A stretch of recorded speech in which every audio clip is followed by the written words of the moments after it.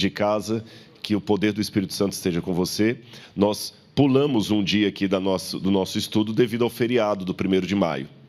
Então, hoje será a terceira parte das lições sobre Daniel. Recapitulando, no primeiro dia nós enfatizamos como Daniel trabalha o tema da soberania de Deus sobre a história. O Senhor entregou a Joaquim, rei de Judá. Além da soberania, como ele enfatizou as coisas de Deus. E, em terceiro lugar, como Daniel se entregou a Deus e ficou fiel em meio ao povo de Deus, mesmo que tivesse que pagar um preço alto por isso. No segundo dia, na nossa segunda palestra aqui, nós trabalhamos o contexto histórico da profecia dos 70 anos. A gente pôde observar aqui, descobrir como havia fora do núcleo de Israel profecias também alusivas à Babilônia. E como Deus, através do profeta, deu uma lição ao povo, até com um ar de ironia. Já que vocês estão amando tanto a Babilônia, então vocês também vão servir a Babilônia como todo mundo. Como todo mundo. E nós terminamos falando do grande problema do culto a Marduk. Marduk era o Deus da hora. Era o Deus que todo mundo queria ter. Era o Deus da prosperidade. Era o Deus que parecia forte. Era o Deus que pescava o Leviatã, o Tiamat, como eles chamavam, com o anzol.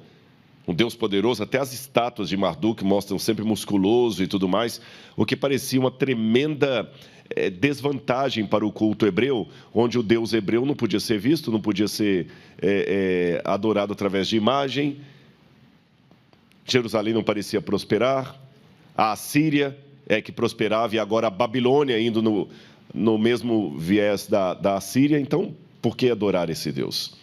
Então, hoje, nós vamos continuar falando um pouquinho mais sobre essa questão da profecia e a propaganda. Irmãos, propaganda, e eu gosto dessa palavra no sentido inglês dela, no sentido anglicista, propaganda. Propaganda é mais do que um comercial. Propaganda é um projeto realmente, muitas vezes oculto, que vai perpassando assim para dominar as mentes. E uma das grandes vantagens da filosofia bíblica da história é que a Bíblia nos impele a colocar o dedo na pulsação do tempo e perceber os eventos enquanto em curso. E aqui já está o meu primeiro apelo para o auditório nessa manhã. Nós devemos ser intérpretes da história, não estudiosos dela. Qual a diferença? É que o estudioso da história, ele simplesmente reconhece a história depois que ela vira passado. Quando é documentário, quando é livro, quando está na estante, aí você vai, reconhece e toma posição. Porém, melhor do que isso, é perceber a história enquanto em curso. Hoje, observar a apostasia de Israel, os problemas de Israel é fácil. Emitir juízo de valores. E quando aquilo está acontecendo de novo com cada um de nós? Nós não percebemos. Muitos pais só percebem os erros de educação quando o filho já está dando problema. E ele pergunta, onde é que eu errei? Passou. Onde é que eu errei? Problemas de saúde. É quando a doença começa a chegar, que assim, onde é que eu errei que eu não cuidei da saúde? Nós não conseguimos, muitas vezes, perceber a história em curso, só quando vira passado. Bom, se você depois olhar com calma os capítulos 40 a 55 de Isaías, você vai ver que Isaías ali está sendo uma resposta à propaganda da época, especialmente aquela vista num documento chamado Enuma Elish. Deixa eu explicar para vocês isso. O Enuma Elish, na verdade, é um documento que data da época de Abraão. É antigo. Porém, lembram da Assíria? O Assurbanipal, que foi um dos grandes governantes da Assíria, ele era um camarada que me lembra muito Adolf Hitler. Porque Hitler tinha, por um lado, a genialidade de um demônio e a crueldade de um demônio, e, por outro lado, a sensibilidade de um artista. Hitler gostava de obras de arte, Hitler pintava. Napoleão Bonaparte, a mesma coisa. O livro Grande Conflito até menciona o Napoleão ressuscitando depois do milênio entre os ímpios. Então, Napoleão também não valia nada. Mas ele, praticamente, é o responsável pelo Museu do Louvre, Quando ele foi invadir o Egito, levou especialistas consigo, historiadores da arte. Assurbanipal também. Então, Assurbanipal, ele fez uma grande biblioteca em Nínive, e nessa biblioteca ele mandava copiar antigos clássicos, antigos mitos dos deuses pagãos, porque ele sabia que através da cultura ele mudaria as mentes. Olha o perigo. Não pensem que é somente a educação cristã que avalia a importância da educação. Filosofias pueris têm o mesmo método. Mesmo método. E é aquele negócio que eu falo para muitos pais: se você não for teólogo para o seu filho, e para muitos pastores, se você não for teólogo para o seu distrito, um herege vai ser no seu lugar. Perceberam? Se você não falar de teologia, outro vai falar no seu lugar. Então, Isaías, sabendo que naquela época todos os livros da biblioteca de Assurbanipal passavam lá, e um deles era o Enuma Elish. Olha como o Enuma Elish, e aqui eu já começo a desenvolver o espírito dessa mensagem de hoje. O Enuma Elish parece muito com o Gênesis, porque são 7 tabuinhas. Vocês estão vendo aqui tem o fragmento de algumas, aqui dá para ver 1, 2, 3, 4, 5, 6, aqui não mostra as outras 2, são 7 tabuinhas cuneiformes contando a história da criação. Enuma Elish significa quando nas alturas. Essa cópia aqui é do 7º século de antes de Cristo, 7º século, mas o original vem desde a época de Abraão. 7 tabuinhas contando a história da criação, 7 dias no Gênesis contando a história da criação. Na versão do Enuma Elish, o ser humano é criado no 6º dia. Na 6ª tabuinha. Na versão do Gênesis, no 6º dia. Na 7ª tabuinha, os deuses descansam para celebrar a criação. Na Bíblia, Deus descansa para celebrar a criação. Viram como é parecido? Mas lembra aquilo que eu falei, irmãos, não se falsifica uma nota de $8, porque não existe. Falsifica-se uma nota de $100, de $20, e o falso é muito parecido com o verdadeiro. Como Marduk era o grande Deus, me surpreendeu uma coisa: nós não encontramos muitas estátuas de Marduk na região dos judeus. Nós encontramos alguns indícios. Aqui são selos que foram encontrados, especialmente em Amnon, que está ali, olha, hoje seria a Jordânia, que eu não estou conseguindo pegar aqui aqui, peguei, consegui. Sou eu que estou mexendo ou é lá atrás? Aqui, ó, essa região aqui, que está justamente na fronteira do antigo reino de Israel, de Judá, na verdade, não Israel, Judá.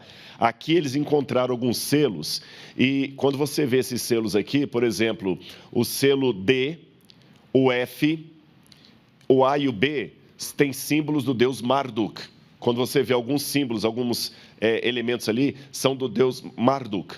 Então eu tenho indícios arqueológicos que Marduk foi adorado também em Judá. Mas aí eu tenho uma dificuldade. Se Marduk era o deus mais poderoso, pela propaganda, se Marduk era o deus mais difundido, eu esperava encontrar muitas estátuas de Marduk em Judá. Concordam comigo? Eu terminei falando do mito da grama mais verde. E por que eu não encontro? Aqui vem o primeiro alerta para o povo de Deus hoje. Por causa do legalismo dos judeus em relação à sua fé. Sabem qual que é o grande problema do legalismo? Ele fica precioso demais com alguns elementos da religião e escancara a porta para outros. Lembra que Jesus falou: vocês como o mosquito engolem um camelo? Eles não aceitavam Marduk porque sabiam que o único Deus é o Senhor. Mas eles aceitaram elementos do culto a Marduk no culto de Judá. E sabem o que criaram? Sincretismo. E eu estou aqui para dizer para os meus irmãos que o pior tipo de apostasia que há hoje não é a pessoa que abandona a igreja. É aquela que permanece na igreja, trazendo o mundo para dentro dela. O que abandona a igreja é triste, temos que ir lá resgatar essa pessoa, tudo bem, direitinho e tal, não tem problema.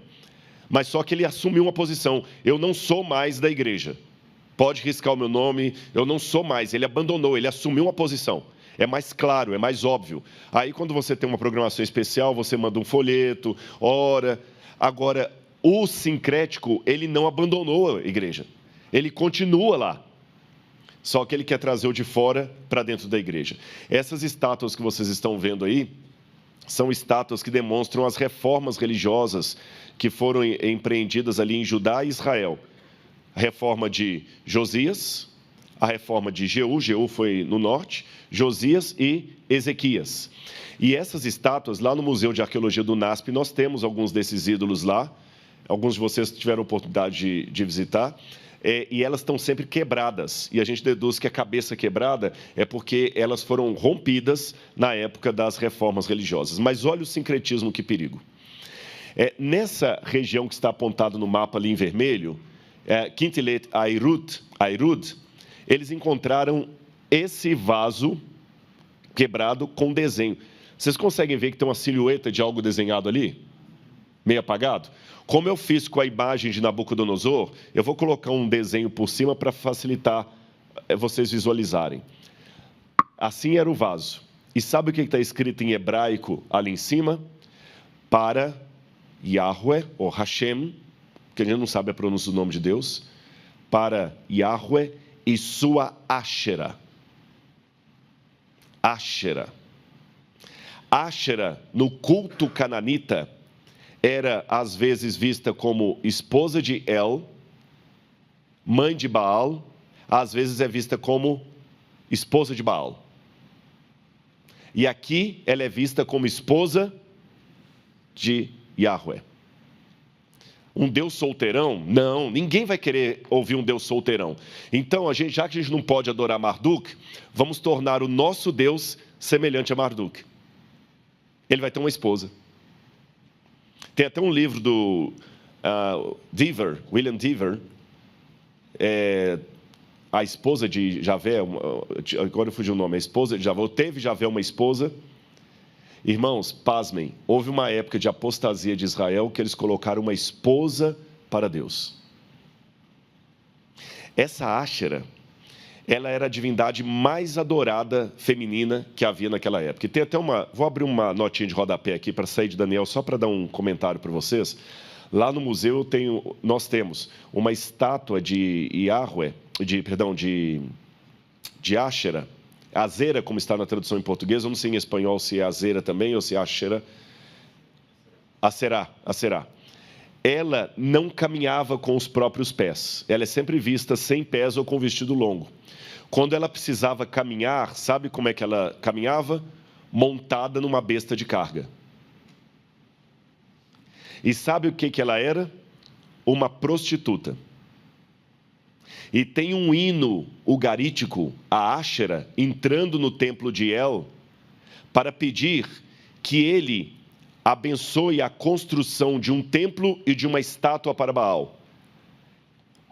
Olha que interessante isso.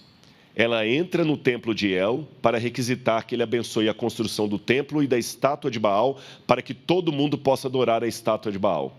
E Áshera entra no templo de El, montada no seu animal de carga, na sua besta, e com o seu pão e o seu vinho. E o hino fala o seguinte: todos os que têm fome, comam o pão de Áshera. Todos que têm sede, bebam do vinho de Áshera. Como ela é linda, como ela é sedutora. Isso aqui lembrou alguma coisa para vocês? Você que está assistindo de casa. Apocalipse, capítulo 17. A mulher montada na besta. A interpretação que eu tenho, pastor Bruno, é a seguinte: João, quando viu aquela mulher montada na besta, ele lembrou do culto do Antigo Testamento de Áshera. E o que João entendeu? Porque uma pergunta que a gente faz é o seguinte: o Apocalipse não foi selado como Daniel. Então, uma maneira que eu tenho de saber se a minha interpretação do Apocalipse é correta é se essa interpretação faz sentido naquele tempo. Mas como é que pode fazer sentido para João se ele viveu muito antes daquilo que o Apocalipse estava falando? Da mesma maneira que para nós temos algumas diretrizes do que vai acontecer, mas nós não sabemos os detalhes. Qual a diretriz que João sabia? Assim como no Antigo Testamento o meu povo abandonou o culto a Deus para fazer um culto sincrético com Áshera, a igreja também no futuro abandonará a Cristo para fazer um culto sincrético com a Babilônia. Eu poderia desenvolver mais esse assunto, mas só para os irmãos entenderem. É um dos trabalhos que a gente faz de teologia físico-contextual. De onde vêm os símbolos do Apocalipse? Ficou claro isso para os irmãos? Olha outro aqui. Herbert Elcom. Eles encontraram também um túmulo onde o sujeito colocou a mão ali, olha, dizendo adorador de Yahweh e sua Ashera. E ele tem lá, tem até a tradução, está escrito lá.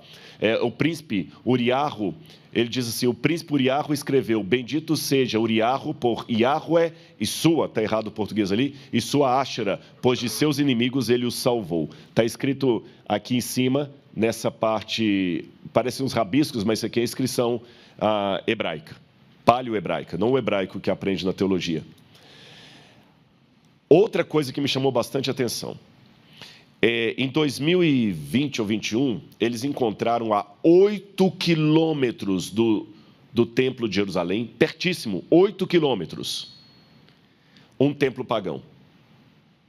Esse aí, ó. Hoje está um pouco modificado porque, no passado, quando eles descobriram esse templo, foi acidentalmente. Israel estava fazendo um trabalho de rodovia, de construção, quando esbarraram em algo arqueológico. Então, tem uma coisa que a gente chama de arqueologia de resgate. O Brasil não tem muito isso, nem os países da América do Sul, porque nós somos novos. Então, o máximo que vai encontrar é assentamento indígena, ou da época colonial. Mas lá não, você meteu a escavadeira aqui e vai achar uma fortaleza romana de 2000 anos. Mas só que o progresso não pode parar. Você está construindo a divisão sul-americana aqui, encontra um negócio, vai... Mas dependendo da importância do achado arqueológico, eles podem suspender a construção ou adaptá-la. Nesse caso aqui, o que eles fizeram? Lá está, olha, Tel Motsá é o lugar onde eles encontraram esse templo. Estão vendo lá? Tel Motsá. 8 quilômetros está o Templo de Jerusalém, muito perto. Então, o que eles fazem? Eles construíram por cima a rodovia, vocês entenderam?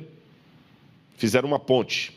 Aí você tem a arqueóloga, a Anne, ela está mostrando o altar pagão da época. E o que me chamou a atenção é que esse altar pagão, que estava no templo pagão de Tel Motsá, ele era feito com pedras brutas, como Deus ordenou que os altares dele deveriam ser. Para algumas coisas são preciosos, para outras não. Como o mosquito, engolem o camelo. Eu não sei se Jorge, se alguém me ajuda aí, se é um vídeo. Pode tirar o som, eu só quero o vídeo só, por favor. Não sei se vai passar. Não passou? Se não passar, não tem problema. É um vídeo... que eu fiz lá, mas depois vocês podem olhar no meu canal do YouTube, eles colocar Tel Motsá, Rodrigo Silva, eu gravei um vídeo lá explicando detalhes no local. Aí é o pontilhão que fizeram por cima para preservar o sítio arqueológico. Irmãos, eles descobriram ali incensários. Esse que está aqui do lado, escrito Motsá 6544, é um incensário. Eles encontraram outra coisa interessante. O que nós fazemos com o pãozinho de Santa Ceia que sobra depois da cerimônia? Enterra. No passado também era assim, tudo que era usado em duas situações, ou em funeral, era sepultado junto, que contaminava, e o que era usado nas coisas de Deus também era sepultado para que não fosse usado de qualquer maneira. Por exemplo, em muitas sinagogas, eles queimavam a Torá depois de muito uso e enterravam as cinzas para que ninguém usasse de qualquer maneira a Torá. Então, aqui eles tinham preciosismo com as coisas de Deus, mas misturado com o culto pagão. Olha o incensário depois que foi restaurado. Olha o cavalinho aí.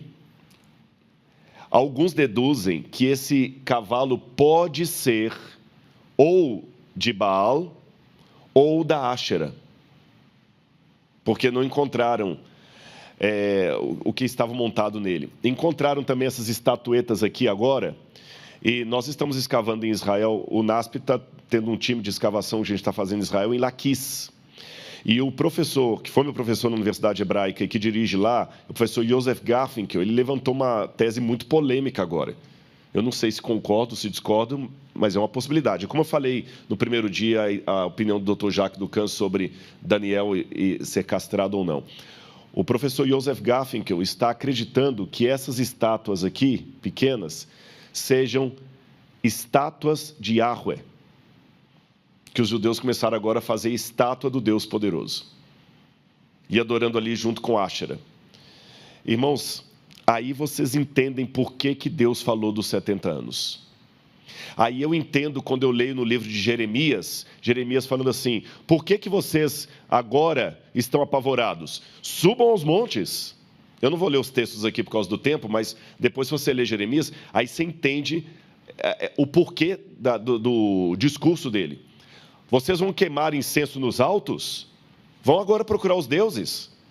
Eu agora, quando leio Jeremias falando isso, eu já sei que Jeremias provavelmente está falando de Tel Motsar. Agora, eu posso contar a ironia maior? Tel Motsar foi construído por volta do 8º século antes de Cristo. Então, ele passou por vários reis de Judá. 8 quilômetros do Templo de Jerusalém. Os críticos da Bíblia até usaram a escavação arqueológica de Tel Motsar para dizer que a Bíblia está errada, porque a Bíblia falava da reforma religiosa de Josias e de Ezequias. Mas falaram, não teve reforma religiosa, isso é mentira da Bíblia, porque o templo estava funcionando lá. Entenderam a posição dos críticos? A arqueologia desmentiu a Bíblia. Eu falei assim, não, senhor, só se desmentiu a Bíblia de vocês. Eu tive um debate sobre isso lá, até por causa de uma revista que publicou umas coisas aqui no Brasil nesse sentido. Eu falei, veja bem, esse achado arqueológico confirma o texto bíblico. Sabe por quê? A Bíblia, em momento algum, disse que a reforma religiosa de Josias e Ezequias deu certo. A Bíblia só fala que os reis empreenderam a reforma, mas não fala que ele deu certo. E a prova maior que a reforma não deu certo é que os babilônios vieram. Se a reforma religiosa tivesse dado certo, os babilônios não viriam. Então, esse achado arqueológico confirma o que a Bíblia falou. E dá mais dimensão ainda. Agora, quando eu leio Jeremias, eu falo assim, agora eu sei o que Jeremias falou. As ironias que Jeremias fala. Vocês estão indo lá no alto do monte para adorar? Continuem queimando incenso lá. Peçam os deuses pagãos para livrarem Jerusalém agora. Olha que curioso. Eu falei que Tel Motsar existia desde o 8º século a.C. Nabucodonosor veio ou ele ou mandou o seu exército, porque eu falei, a gente não sabe se Nabucodonosor veio em pessoa ou mandou o exército dele, né? Ele veio a Jerusalém em 587 a.C., destruiu o templo de Jerusalém. Amanhã eu vou mostrar a destruição do templo, cinzas do templo destruído. Vou mostrar na palestra de amanhã. Agora, olha que curioso. O exército babilônio destruiu o templo, destruiu Jerusalém, amanhã vocês vão ver o grau de destruição, mas não destruiu Tel Motsar. O templo foi abandonado, ele não foi destruído. Deus ensinou uma lição para o povo. Nabucodonosor não destruiu o templo de Tel Motsar, ele foi abandonado. Sabe aquele negócio que algumas pessoas vêm pelo amor, outras têm que vir pela dor? Israel teve que ter uma lição muito dura sobre o problema da idolatria. Vamos ler de novo Jeremias capítulo 29, verso 10. Nós falamos ontem dos 70 anos de cativeiro, mas eu acho que compensa nós lermos novamente esse texto para os irmãos entenderem até a ironia de Deus. Assim diz o Senhor: logo que se cumprirem para a Babilônia 70 anos, atentarei para vocês e cumprirei a promessa que fiz a vocês, trazendo-os de volta para esse lugar. Olha que interessante. Logo que se cumprirem para a Babilônia os 70 anos. Lembra que eu mostrei a profecia de Marduk, que eram 70 anos para a Babilônia, que no 11º foi de prosperidade? É isso aí. Agora, o que me chama a atenção, irmãos, que Jeremias, quando fala da profecia, vê a palavra do Senhor, vocês vão ficar cativos. Quando Daniel estava na Babilônia, ainda em grande angústia, percebendo que os 70 anos estavam acabando, Daniel pensou, agora o povo vai ficar aqui para sempre. Por quê? Raciocine comigo. Eu falei na intervenção anterior que o povo de Israel ficou cativo na Babilônia, porque Deus falou, olha, já que vocês amam tanto os babilônios, eu vou fazer vocês também ajudarem os 70 anos de prosperidade deles. Salmo 109, 17 a 19. Amou a maldição, que ela o apanhe. Vestiu-se de maldição como de uma túnica, seja-lhe a roupa que cobre e como cinto com que sempre se cinge. Ou seja, esse salmo aqui é um salmo que reflete esse contexto.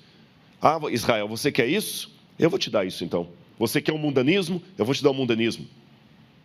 Eu vou dar isso para você. Você quer isso? Há um episódio muito irônico envolvendo a esposa do grande pregador Billy Graham. Quando uma vez alguém lhe perguntou sobre a violência, a delinquência que estava nos Estados Unidos, ela falou, esse discurso dela é famoso, essa entrevista, ela falou assim, mas o que vocês queriam? Vocês agora proibiram de fazer oração na sala de aula. Estão promovendo culto satânico. O país que era o país da reforma protestante, o país dos pioneiros, o país da liberdade religiosa, agora está cuspindo na Bíblia. Não querem mais saber de Deus. Não fazem mais o culto doméstico. O que vocês querem? Vocês estão recebendo apenas aquilo que vocês pediram a vida toda. Vocês, com os atos, estão pedindo para Deus ir embora. Ele foi embora e tirou a proteção dos Estados Unidos.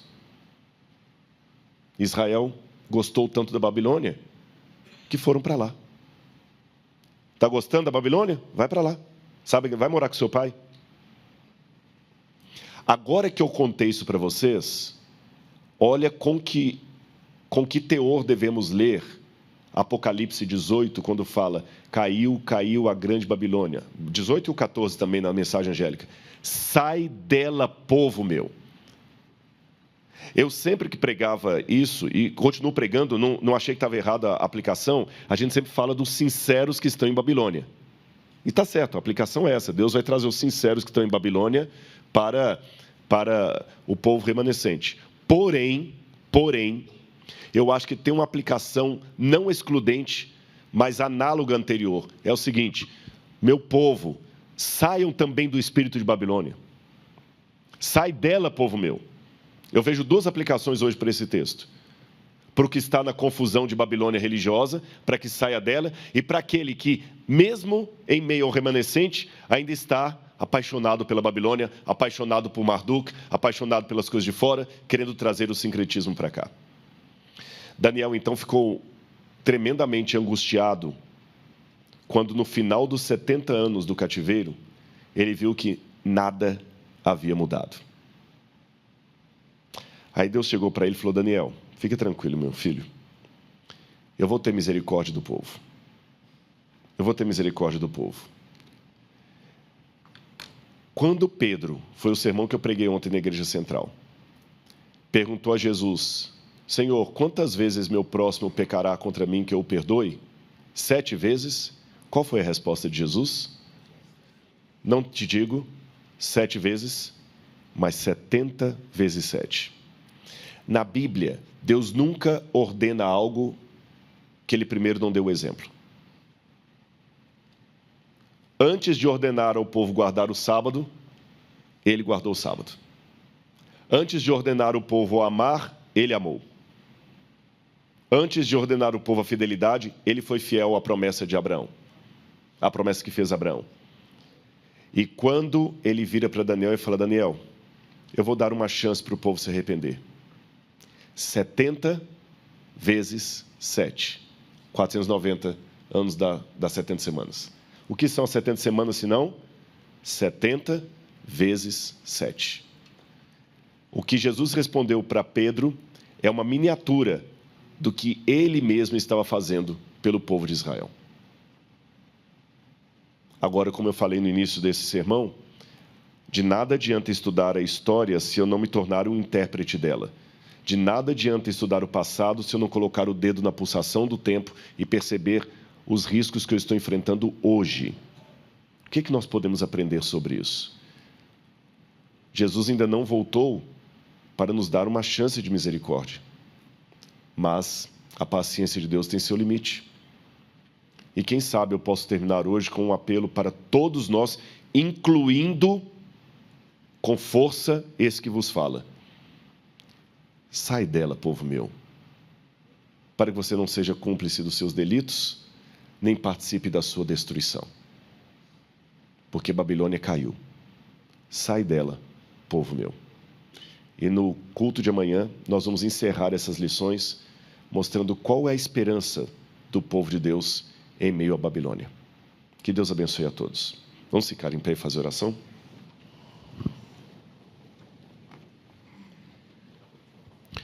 Obrigado, querido Pai, por tua bênção, por teu amor, por teu cuidado.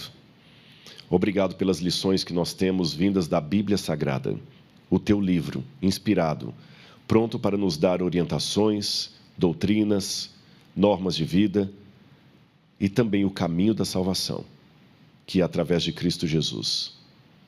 Perdoa, Senhor, os pecados que tenhamos cometido contra Ti, pecados pessoais, individuais e também pecados coletivos. Pecados que talvez nós nem tenhamos a consciência deles. Perdoa-nos por esses também, Senhor. E leva-nos de volta da Babilônia para a Nova Jerusalém.